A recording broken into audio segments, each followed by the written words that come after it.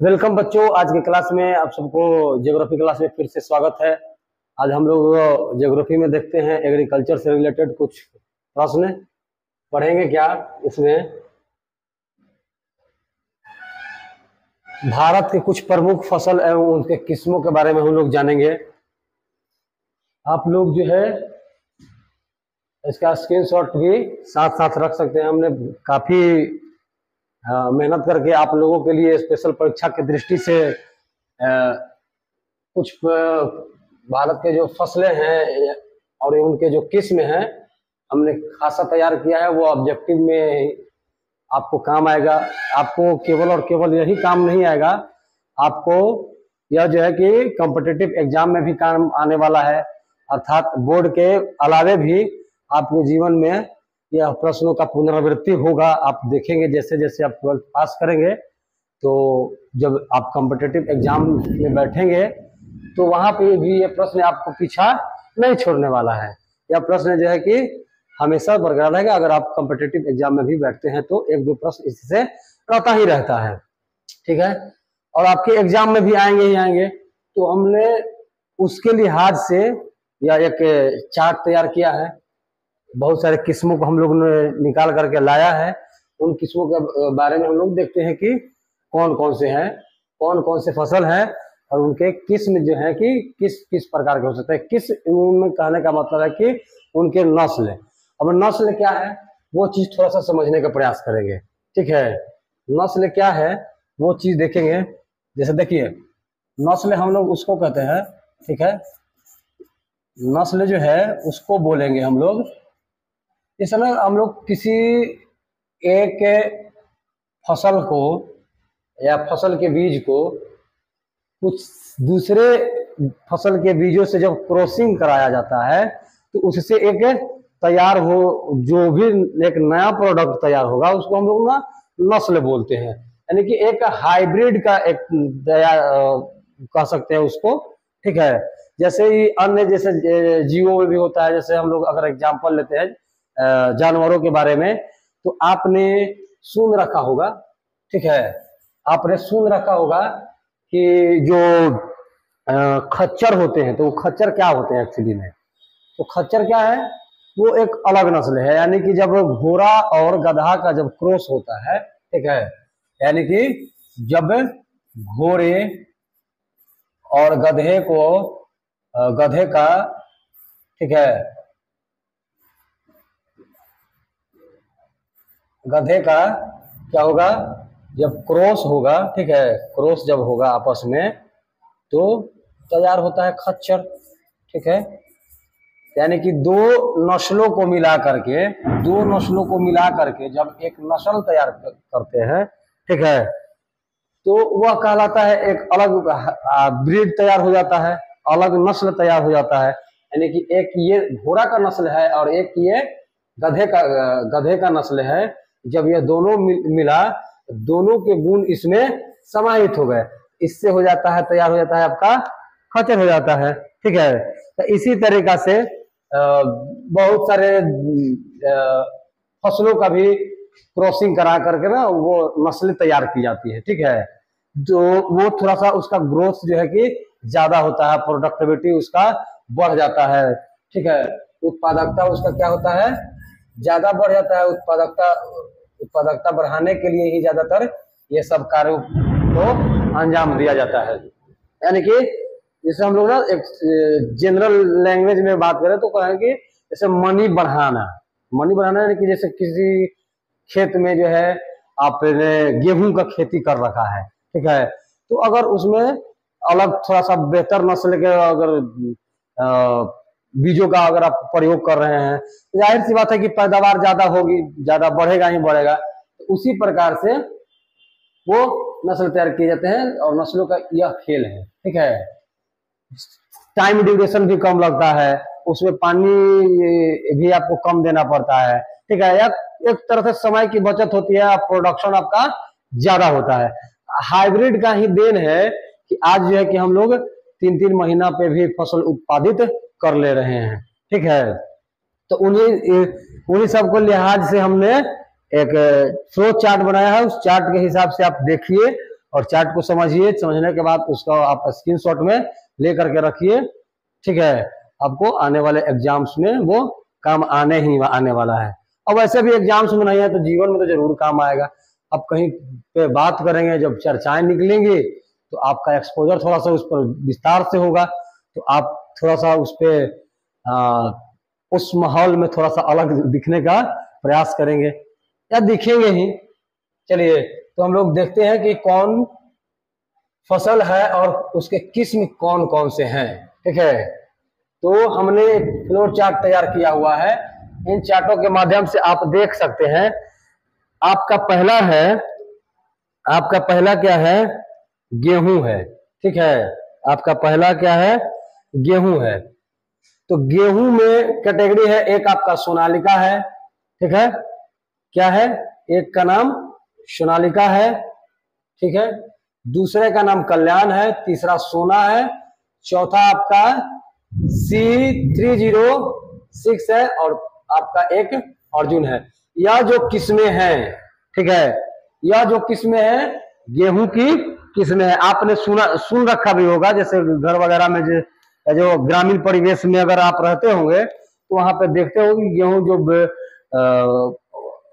बोने का समय आता है तो उस समय इस तरीके के, जैसे आप अगर इंटरेस्टेड नहीं भी हैं तो जो घर के बड़े बुजुर्ग लोग हैं वो बात करते हैं तो आप उससे सुनते जरूर होंगे। तो वो इस तरीके से बात करते हैं कि अच्छा कल्याण सोना बोना है, सोनालिका बोना है, तो इस तरीके के बीजों का प्रयोग करते हैं, या इस तरह के किस्म में जो है कि बोने की प्लानिंग चल रही होती है। तो ये आपको याद रखना है कि कौन फसल का कौन किस्म हो सकता है।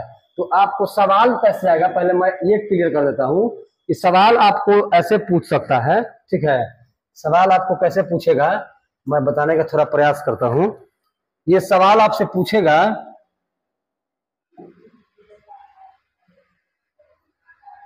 ये सवाल तो आपको इस तरीके से पूछेगा। देखिए, जैसे सवाल का फॉर्मेट क्या हो सकता है, सवाल का फॉर्मेट होगा कि निम्न में से या निम्नांकित में से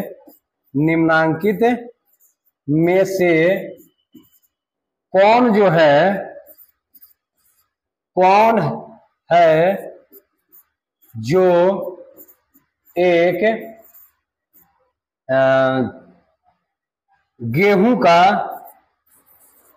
गेहूं का नस्ल है। आपको नीचे ऑप्शन दिया हुआ रहेगा, 4 ऑप्शन, ठीक है। Option A, option B and option C and option D. 4 option दिए हुए रहेंगे जिसमें से आपका एक ऑप्शन ही सही रहेगा, ठीक है।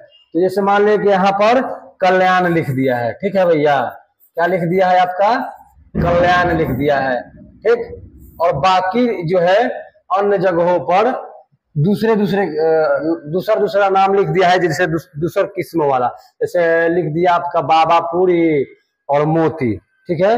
लिख दिया बाबा पूरी और आपका सी नंबर मोती लिख दिया है और डी नंबर में नॉन ऑफ दीज लिख दिया, नॉन ऑफ, ठीक है। तो इसके हिसाब से जब आप पढ़े हुए रहेंगे, जब सारे किस्मों के बारे में आपको पता रहेगा, तो जाहिर सी बात है कि आप इसको मार करके आएंगे, इसको टिक करके आएंगे, ठीक है। अगर नहीं याद रहेगा तो क्या करेंगे? आप ऐसे तुक्का लगाएंगे, जो नाम आपको अट्रैक्टिव लगेंगे उन नामों के साथ आप जाना चाहेंगे, जो कि आपके परीक्षा के लिहाज से, आपके परीक्षा का स्वास्थ्य से या ठीक बेहतर नहीं माना जाएगा, यानी कि एग्जाम की दृष्टि से इसको सही नहीं माना जाएगा, आपको मार्क्स यहाँ पर आएंगे ही नहीं। तो आपको केवल और केवल जो है भी इसको एक बार देख करके जाना है, कौन किसका कैटेगरी है, कौन किसके किस्म है। तो किस्म याद रखना, ये जो मोस्ट इंपोर्टेंट है, ठीक है। तो आप सबका किस्म याद करते हुए चलेंगे, ठीक है। चलिए आगे की ओर हम लोग देखते हैं। अगला कह रहा है कि चावल, ठीक है। तो चावल भैया एक फसल है, ठीक है। और चावल जो है कि आपका उसका किस्म हमसा है, उसका एक किस्म का नाम रत्ना है, दूसरा उसका जया है नाम, एक अन्य किस्म है जिसका जया भी नाम है, और एक पूसा है, और एक IRS है। ठीक है, यह जो है यह किसका प्रकार है आपका? चावल का। चावल के किस्मों के ये प्रकार हो गए। ठीक है, ये चावल के किस्मों के प्रकार हो गए, जो भी बताया गया ये चावल के किस्मों के प्रकार हो गए हैं। ठीक है, अब आगे देखें तो मक्का का जो किस्म है वह गंगा है। ठीक है, गंगा है, और एक गंगा के साथ एक सोना नाम का भी किस्म जो है मक्का में पाया जाता है। एक जवाहर है, एक विजय है, और एक VN54 भी है, यानी कि VN जो है कि आपका 54 है, ये है VN54। ठीक है, ये नामों को आप बहुत गौर से याद रखेंगे, आजीवन आपको ये काम आने वाले हैं। ठीक है, उसी प्रकार से एक जौ है, तो जौ के भी अलग अलग किस्म होते हैं, और इनका उपयोग जो है कि लगभग आप लोग सब लोग जान रहे होंगे। ठीक है, जैसे अगर गेहूं की बात करते हैं तो रोटी वगैरह जनरली सब लोग खा ही रहा है जी। हमारा डेली रूटीन में ये चावल और गेहूं जो है शामिल है, तो इसको खाते ही हम लोग। मक्का भी जनरली वैसे सत्तू वगैरह भी बनाए जाते हैं, मक्का का भी प्रयोग किया जाता है। इस जो ग्रामीण परिवेश में जो लोग रहे होंगे, ये मक्का को ना चावल के रूप में, मक्की के रूप में भी इसका उपयोग होता है। ठीक है, दाल और मक्का का जो चावल टाइप से बनता है वो। आपका जौ हो गया, तो जौ का जो किस्म है आपका C164, दूसरा है आपका कैलाश, तीसरा है अंबर, चौथा ज्योति, और पांचवा है RDB1। ठीक है, जौ का है RDB1। ज्यादातर जौ वगैरह से ना वाइन वगैरह बनाए जाते हैं। ठीक है, वाइन वगैरह बनाए जाते हैं। उसी प्रकार से ज्वार की अगर बात करते हैं, ठीक है, ज्वार की अगर बात करते हैं तो ज्वार में देखिए आपका CHS1 से 1, CHS2, CHS3, CHS4, CHS5, CHS6, CHS7, CHS7, CHS8, यानी कि CHS1 से लेकर के CHS8 तक जो है वो किस्में हैं, ज्वार की किस्में हैं। ठीक है, तो ज्वार वाला तो बहुत इजी हो गया, यानी कि CHS आपको याद कर लेना है, CHS याद कर लेना है, और 1 2, ठीक ना, 1 2 8 तक इसको याद कर लेना है। CHS जिसमें लगा रहे 1 2 3 4 5 6 7 8, ठीक है, वह आपका ज्वार का किस्म हो गया। फिर अब हम लोग आते हैं बाजरा पर। तो बाजरा की जो किस्म है भैया, यहाँ कह रहा है कि बाबापुरी बाजरा की किस्म है, मोती आपके बाजरे की किस्म है, और HB3 जो है आपके बाजरे की किस्म है, और एक T55 जो है आपका, ये भी बाजरे का किस्म है। तो इन किस्मों को आप गौर से देखेंगे, गौर से आप इसको ध्यान से याद करेंगे, आपको परीक्षा के दृष्टि से या किसी भी एग्जाम के दृष्टि से आपके लिए यह बेहतर होगा। ठीक है, या वैसे नॉलेज के लिए भी आपके लिए बेहतर ही होने वाला है। इन किस्मों को आप याद कर लेंगे। ठीक है, अब हम लोग आते हैं कुछ अन्य फसलों के जो किस्म हैं उनके बारे में बात करते हैं। तो हम लोग सबसे पहले देख रहे हैं एक आलू है। ठीक है, तो आलू बिना जो है जीवन जो है कि सूना सूना लगता है। विदाउट आलू के जीवन में कोई ऐसा सब्जी जो है मतलब जनरली ज्यादातर नहीं बनाए जा सकते हैं। ठीक है, आलू जो है कि हर जगह फिट बैठने वाला सब्जी है। वैसे तो सब सब्जी का अपना अपना इम्पोर्टेंस है, लेकिन आलू का इम्पोर्टेंस है एक अलग लेवल का है भाई। बिना आलू के जो ना सारा जग सूना सूना लागे, बिना आलू बिना नहीं। तो आलू का किस्म में देखेंगे तो आलू के किस्म में 2 प्रकार के किस्म अभी हमारे संज्ञान में आया हुआ है। तो हम लोग 2 प्रकार के किस्म का जिक्र किए हुए हैं। एक है आपका कुफरी लाल और दूसरा है आपका कुफरी कुबेर। कुफरी लाल और कुफरी कुबेर बहुत इजी है, कुफरी लाल एंड कुफरी कुबेर। ठीक है, उसी प्रकार से हम लोग ना जूट के बारे में बात करते हैं। ठीक है, तो जूट जो है आपका, जूट के भी 2-3 किस्में यहाँ पर निकल करके आई है। एक किस्म है आपका जूट का श्यामली, और दूसरा है JRC 32। एक है श्यामली और एक है आपका JRC 321, ठीक है, एंड JRC 212, यानी JRC आपका 321 और JRC आपका 212 और एक है आपका श्यामली। यह जो है आपके जूट के प्रकार हो गए, ठीक है। अब हम लोग जूट के से आगे बढ़ेंगे तो पाते हैं कि एक नीचे जूट का नीचे कपास भी है। हमने कपास का भी नस्ल सर्च किया है। कपास का नस्ल हमने लिस्टिंग जब किया तो हमने पाया कि हाइब्रिड 4 जो है आपकी कपास की नस्ल है और उसमें एक बड़ा लक्ष्मी भी है, ठीक है, और एक आपका सियाटा है। और अन्य की बात करें तो एक भारती भी उन नामों में सम्मिलित है, ठीक है। तो कपास की जो किस्में हैं यहाँ पर देखने के लिए मिल रहे हैं कि कपास 4 किस्मों के हैं, ठीक है। पहला किस्म है आपका हाइब्रिड 4, दूसरा है आपका बड़ा लक्ष्मी, तीसरा है सियाटा और चौथा है आपका भारती। तो ये कपास के किस्में हो गए। इनके अलावा अन्य अगर हम लोग तंबाकू की बात करते हैं, ठीक है, तंबाकू वैसे तो तंबाकू स्वास्थ्य के लिए हानिकारक है ही, लेकिन किस्में हैं तो उसको बता दिया जा रहा है। वैसे एक वैधानिक चेतावनी भी आपको दिया जाता है कि तंबाकू जो होता है कैंसर का कारण बनता है, तंबाकू का सेवन आप ना ही करें तो ज्यादा बेहतर है, ठीक है। तो उसके किस्म है आपका होराइज स्पेशल, ठीक है, होराइज स्पेशल, और एक है कनक प्रभा। एक है आपका होराइज स्पेशल और एक है आपका कनक प्रभा, ठीक है। तो ये इनके नस्ल हो गए और नस्लों के बारे में हमने अपना ओपिनियन शुरुआत में ही दे दिया था। अब लास्ट में हम लोग फिर से थोड़ी सी रिव्यू कर लेते हैं कि जो किस्में हैं, जो नस्लें हैं, ठीक है, वो जल्दी ग्रोथ, ज्यादा से ज्यादा प्रोडक्शन के लिए, ठीक है, एक्सेस प्रोडक्शन के लिए हम लोग ना हाइब्रिड की ओर बढ़ते हैं। हाइब्रिड का जो है चलन जो है कि ट्रेडिशन जो है कि बढ़ा। यह जो है कि भारत में शुरुआती तौर पर अगर माना जाए तो जैसे भारत में जब खाद्यान्न की कमी हुई थी ना, ठीक है, वो हम लोग 60 के दशक की बात करते हैं, 1960 की बात अगर हम लोग करेंगे, ठीक है, खाद्यान्न की अगर हम लोग बात करते हैं तो 1960 के दशक में भारत में खाद्यान्न की संकट आया था, जिसको हम लोग ना फूड क्राइसिस बोलते हैं, ठीक है। क्या बोलते हैं? Food crisis. हम लोग किस्मों से थोड़ा सा अलग बात कर रहे हैं क्योंकि थोड़ा सा स्पेशल फैक्ट हमको लगा कि शेयर कर देना ज्यादा बेहतर रहेगा, इसलिए आपके जानकारी में भी रहे तो बढ़िया है। तो जब फूड क्राइसिस आया, ठीक है, तो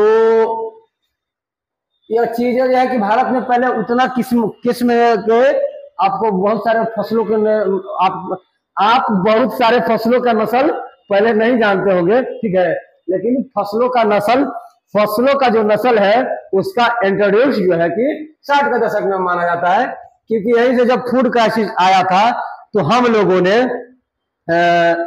यानी कि भारत में एक संकट की स्थिति बना। जैसे उस समय युद्ध का स्थिति बना था, आपने पढ़ रखा होगा 62 में चाइना के साथ युद्ध, 65 में पाकिस्तान के साथ युद्ध, ठीक है। तो वह अस्थिरता वाला माहौल तो बना ही था। उसके अलावा भी जैसे हमारा देश उस समय ज्यादा दिन आजाद हुआ भी नहीं था।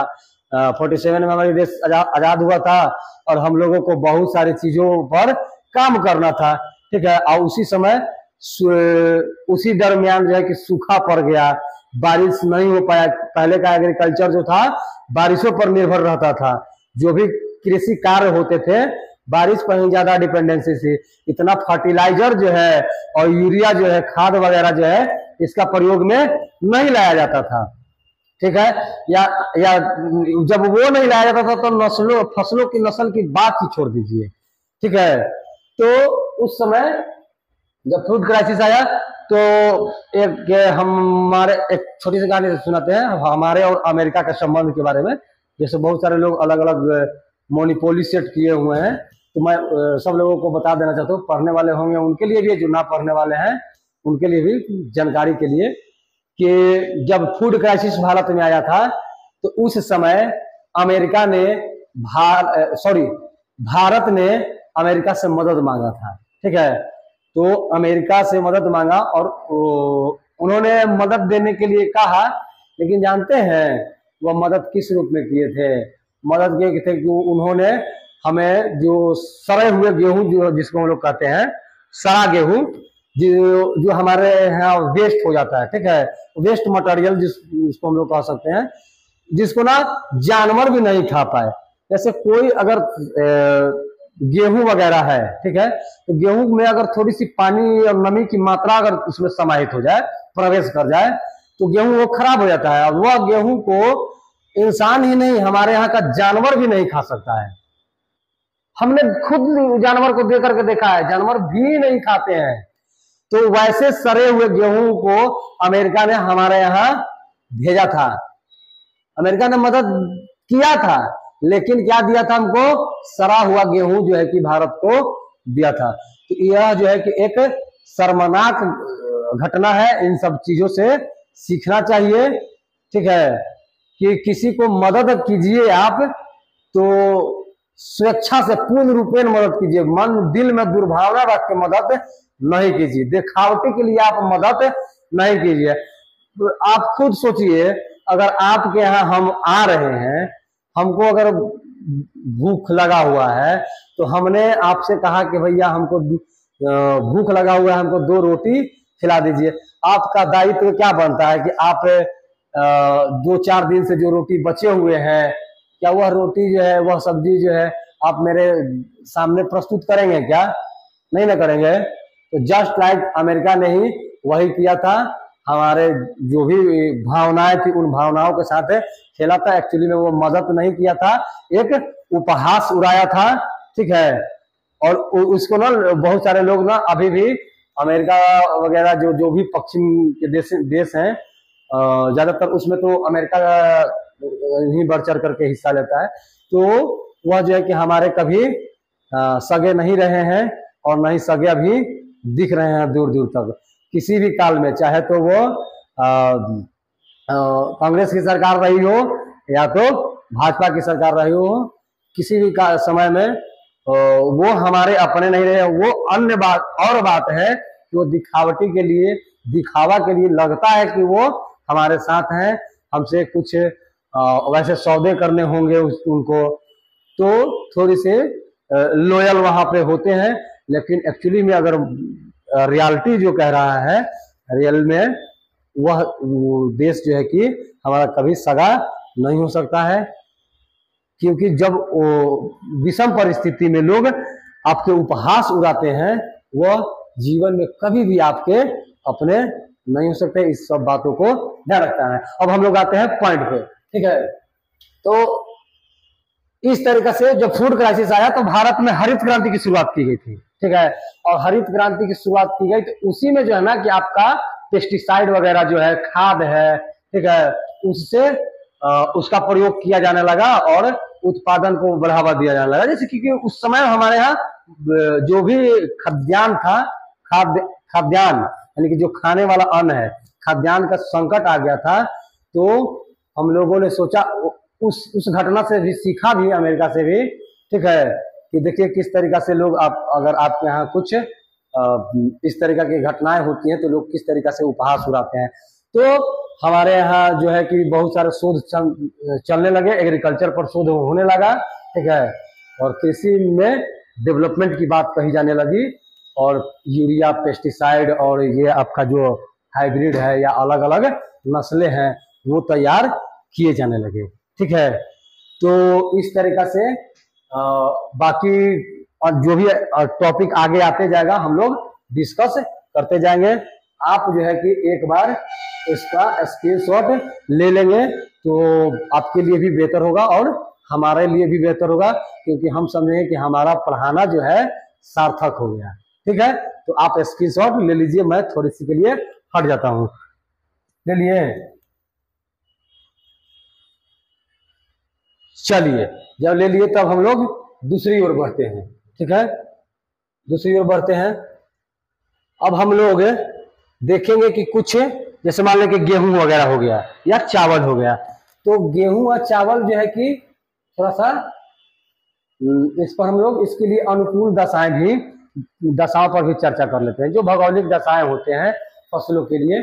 तो बाकी सब पर धीरे धीरे करेंगे, लेकिन फिलहाल जो फॉर्मेट में हमारा चावल और गेहूं का है, हम लोग इसको डिस्कोर्स में लाते हैं, इस पर थोड़ी सी वार्ता कर लेते हैं। ठीक है, तो देखते हैं कि क्या कह रहा है। तो हमने बनाया है गेहूं के लिए अनुकूल दशाएं। ठीक है, गेहूं के लिए अनुकूल दशाएं। ठीक है, गेहूं के लिए अनुकूल दशाएं क्या हो सकती है? देखिए, अनुकूल दशा किसको कहते हैं? ठीक है, अनुकूल दशा उसको कहते हैं जिसमें उसका उत्पादन संभव हो पाए, यानी कि वह जो फसल जो है, ठीक है, उसके लिए क्या क्या डिमांड है, उसका मांग क्या है, यानी कि फसलों की मांग जो है, यानी कि उत्पादन के लिए, उसको बढ़ने के लिए, उसको वृद्धि होने के लिए, उसको में ग्रोथ आने के लिए, उसको विकसित होने के लिए, ठीक है, या उसको एक बीज से, ठीक है, बहुत सारे जो क्या बोलते हैं, एक बीज से एक बहुत सारा बाल तैयार होने में, ठीक है, बाल तैयार होने के लिए किन किन पोषक तत्वों की कौन कौन से है भौगोलिक दशाएं जो है, मौसम जो है आपका किस प्रकार से जिम्मेवार होता है, अब वह उसको कितना चाहिए होता है। जैसे एक इंसान को 2400 कैलोरी जो है कि एनर्जी चाहिए होता है डेली। ठीक है, तो उसी प्रकार से फसलों के लिए भी कुछ मूलभूत जो है जरूरतें हैं, ठीक, वो भौतिकी के हिसाब से, ठीक है, वो फिजिक्स के हिसाब से, तो उसको यानी कि उसको न्यूट्रिशन के लिए कौन कौन सी चीज चाहिए भाई। जैसे अब हमको कैलोरी 2400 के लिए का चाहिए, तो 2400 कैलोरी के लिए हम लोग का खाएंगे, क्या खा सकते हैं? तो बहुत सारे शेड्यूल हो सकते हैं, लिस्ट आपके हो सकते हैं, अंडा खाएंगे, मछली खाएंगे, दूध खाएंगे, ठीक है, या विभिन्न प्रकार के फ्रूट्स खा रहे हैं, या विभिन्न प्रकार की सब्जियां खा रहे हैं, दालें खा रहे हैं। ठीक है, तो यह जो है कि आपको प्रोटीन मिल रहा है, कार्बोहाइड्रेट मिल रहा है, फाइबर मिल रहा है, आपको क्या बोलते हैं, फैट्स मिल रहा है। इस तरीका से आपको बहुत सारी चीजें एक बार आप कंज्यूम कर रहे हैं, ले रहे हैं, आप ग्रहण कर रहे हैं। ठीक है, तो उसी प्रकार से फसलों को भी चाहिए होता है। तो गेहूं उत्पादन है अनुकूल दशाएं क्या क्या हो सकती है? तो देखिए, पहला बात कह रहा है कि गेहूं भैया आप जब उत्पादित करिए, ठीक है, गेहूं जब आप उत्पादित करिए तो आपको चाहिए कि बोते समय, इसके लिए 3 दशा है, गेहूं के लिए 3 दशा है। बोने समय अलग टेम्परेचर, बीच में गया तो अलग टेम्परेचर, और अंत में गया तो अलग टेम्परेचर। ठीक है, अर्थात आप जब बो रहे हैं तो बोते समय हल्का हल्का वर्षा होना अनिवार्य है। ठीक है, माने कि मिट्टी में नमी होना चाहिए, नहीं मिट्टी में नमी नहीं रहेगा मट्टी में, ठीक है, जब नमी नहीं रहेगा तो उसमें अंकुरन नहीं होगा, वो अंकुरित नहीं हो पाएगा। ठीक है, तो उसके लिए नमी की आवश्यकता है, अर्थात बारिश भी हो जाए तो कोई दिक्कत की बात नहीं है। और पकते समय उसको ना धूप चाहिए होता है, क्योंकि जो उसके बाल आते हैं, जो उसमें बाल लगते हैं, बालों को पकने के लिए धूप की आवश्यकता होती है। तो धूप जो है कि नेसेसरी है, धूप नहीं मिलेगा तो उसके बाल पकेंगे नहीं। ठीक है, बोते समय उसको 10 डिग्री सेल्सियस तापमान बढ़ा, यानी कि मिड टर्म में उसको 15 डिग्री सेल्सियस तापमान, और पकते समय उसको 20 डिग्री तापमान की आवश्यकता होती है। बिना इतना तापमान लिए हुए वह जो है कि उगेगा ही नहीं। ठीक है, यानी कि फसल जो है कि बेहतरीन तरीका से हष्ट पुष्ट तंदुरुस्त नहीं तैयार होगा। यानी कि उसके लिए यह चीजें जो है कि नेसेसरी है, माने अनिवार्य रूप से है, नहीं मिलेगा तो नहीं उगेगा, नहीं बढ़िया फसल तैयार होगा। ठीक है, अब उसी तरीके से समतल भूमि चाहिए होगा उसको, और हल्का दोमट मिट्टी। तो समतल भूमि का है, यानी कि प्लेन मिट्टी चाहिए उसको, ठीक है।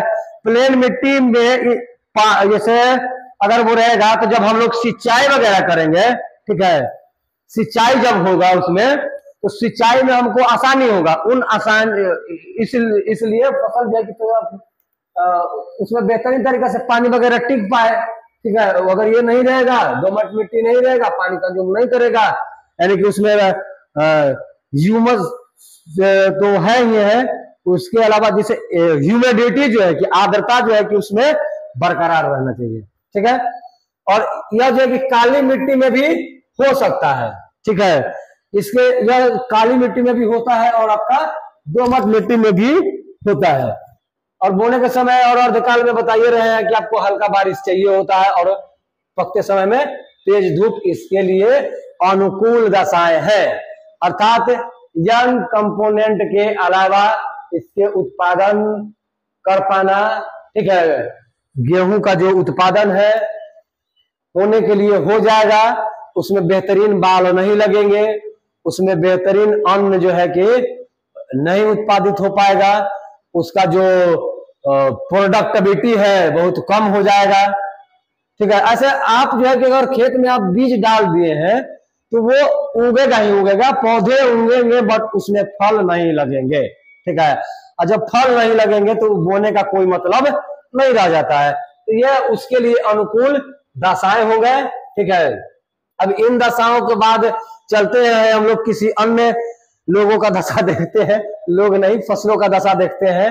तो चावल उत्पादन के लिए अनुकूल दशाएं पर अगर बात करते हैं हम लोग, राइस की जब बात करते हैं, राइस की बात करते हैं भैया, ठीक है, चावल की जब बात हम लोग करते हैं तो चावल के लिए कौन कौन से अनुकूल दशाएं हैं, तो दशाएं आपके बहुत सारे हो सकते हैं, मतलब हम 3, 4, 5 के आसपास में अनुकूल दशाएं बनाए सेट किए हैं हम लोग कि जो है आपका इतना में कवर हो जाए, जो मुख्य पॉइंट जो है आपका, जैसे इससे ना ऑब्जेक्टिव भी निकल के आएगा, देख समझे, इससे ऑब्जेक्टिव भी निकल करके आएगा, कहेगा कि चावल उत्पादन हेतु वार्षिक वर्षा कितना चाहिए होता है, ठीक है, या गेहूं उत्पादन हेतु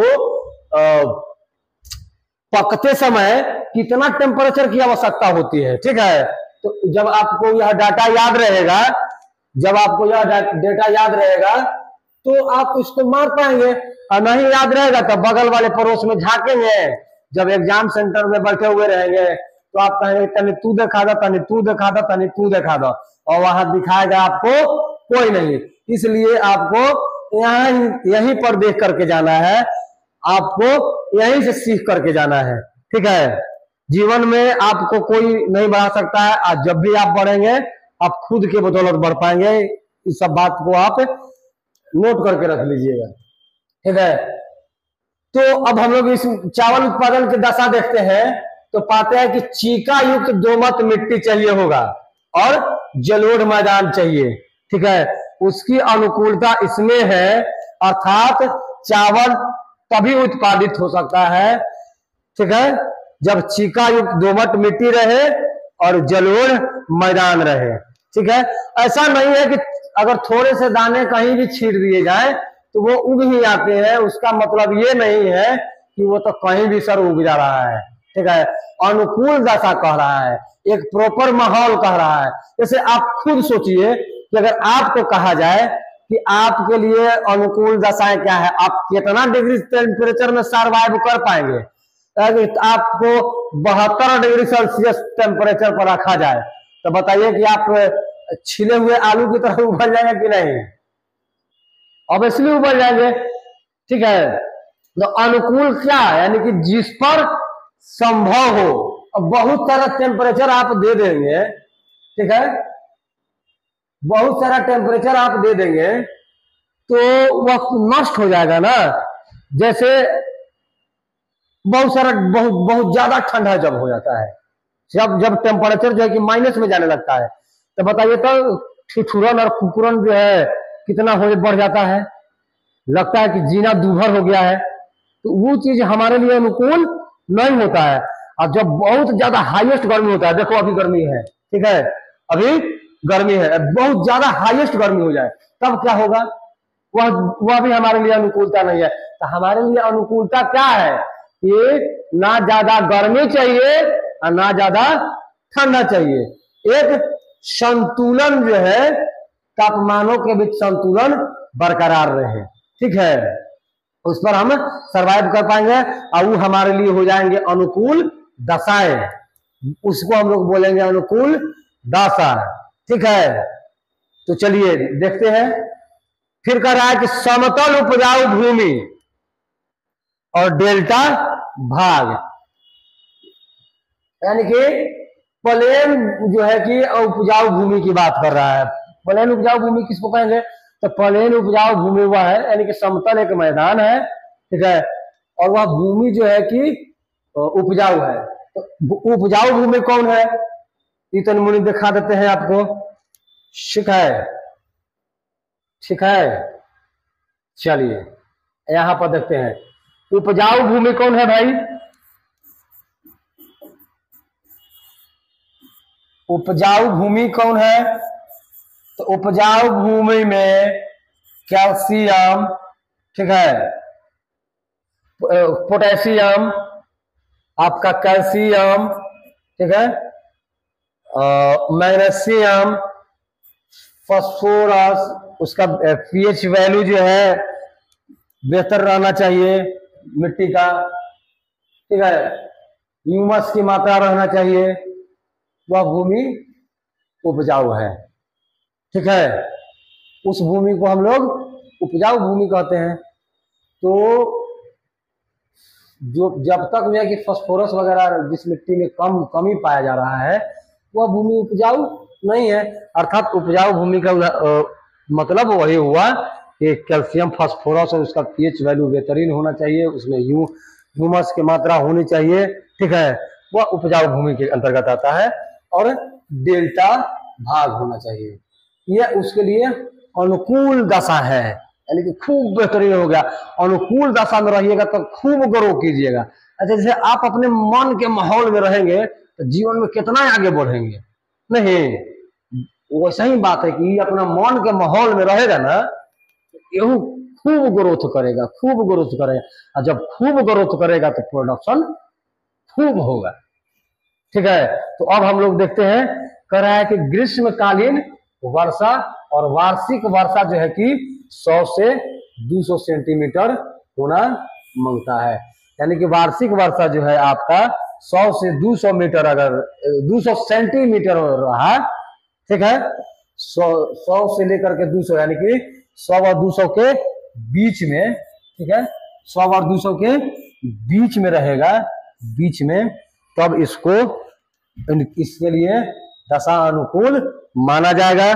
तीसरा रहेगा कि हाई टेम्परेचर जो है भैया इसके लिए 21 डिग्री सेल्सियस से लेके 27 डिग्री सेल्सियस तक होना चाहिए, ठीक है, यानी कि जो उच्च तापमान है कितना, 21 डिग्री सेल्सियस से लेकर के 27 डिग्री सेल्सियस तक होना चाहिए।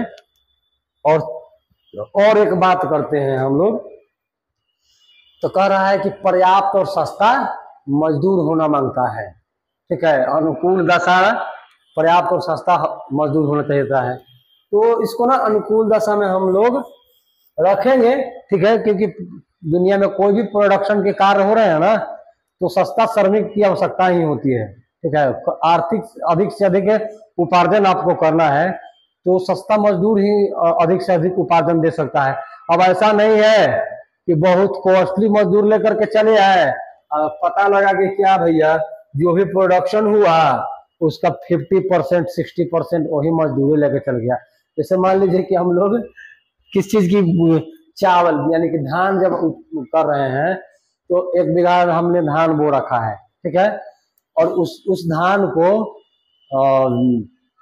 क्या कहते हैं, मजदूर लगा के कटा रहे हैं, ठीक है, तो इतना भी महंगा मजदूर जो है, श्रमिक जो है, ठीक है, इतना महंगा श्रमिक भी नहीं होना चाहिए कि सारा उत्पादन वही लेकर के चला जाए। तो इसलिए कहता है कि उसके अनुकूल दशा है, हालांकि यह ज्यादा अनुकूलता नहीं बनाता है, लेकिन फिर भी एक हद तक इसका काम। अच्छा, एक चीज और है, जब भी प्रोडक्शन की काम कर रहे हैं तो इसमें भी तो अनुकूलता में आ सकता है कि श्रम जो होगा ठीक है सस्ता होना चाहिए। श्रम कैसा होना चाहिए? सस्ता होना चाहिए। इसके लिए भी यानी कि दुनिया का कोई भी काम कर रहे हैं ना तो सस्ता श्रम की आवश्यकता होती है। सस्ता श्रम ही अधिक से अधिक आपका उत्पादन दे सकता है। ठीक है, तो आज के ज्योग्राफी में हम लोग इतना ही रखते हैं। मिलते हैं हम लोग अगले क्लास में। तब तक के लिए देखते रहिए हमारे चैनल को, लाइक कीजिए, सब्सक्राइब कीजिए और अपने यार दोस्तों को बताइए कि बेहतरीन तरीका से यहाँ बताए जा रहे हैं। चलिए आप भी एंगेजमेंट बना के रखिएगा तो हम लोग भी थोड़ा सा प्रोत्साहित होंगे, तो इसमें हमारा और हमारी टीम को थोड़ा सा मन लगेगा ज़्यादा। इसलिए आप देखिए आसपास में जो लाभुक होंगे, जो परीक्षार्थी होंगे उनको बताइए कि क्लास चल रहा है और हम लोग बस कुछ ही दिन में पीडीएफ वगैरह जो है कि सब इसका अवेलेबल करा देते हैं। जो भी नोट्स वगैरह हैं आपको ऑनलाइन मटेरियल मिल जाएंगे। चैनल पे आइएगा, वहाँ पे जो है कि आपका नंबर फ्लैश भी होता है, उस नंबर पे आप संपर्क करके वहाँ से ले सकते हैं। देखते रहिए। आज यहीं खत्म करते हैं। आप सबका बहुत बहुत शुक्रिया और धन्यवाद हमसे जुड़ने के लिए।